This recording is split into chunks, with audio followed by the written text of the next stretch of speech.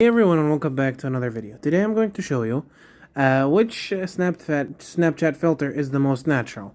Now, keep in mind that Snapchat filters are not going to work on most people, on every single people in every single situation, every single time. It is going to vary from like a specific place to a specific person and a specific lighting. But I'm going to show you how you can use the search where you can find the best looks. If you want to look, but basically, if you want to look the most natural, just use the normal camera, okay?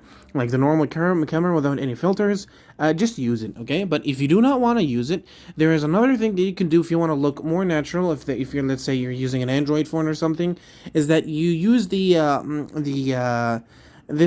filter which has the photos in it. Basically, you can use this filter to upload photos from your camera roll or from your gallery, okay? So you can take the photo by your own phone camera, you're going to get it as the highest quality, and then you're going to post it on Snapchat using this filter. So basically, you have a quick search over here for Snapchat, which has the trending, appearance, okay? And if you go on to appearance, you're going to find all the filters that basically are good for appearance. You can try any one of them, but I myself do recommend one of the filters that I just got over here.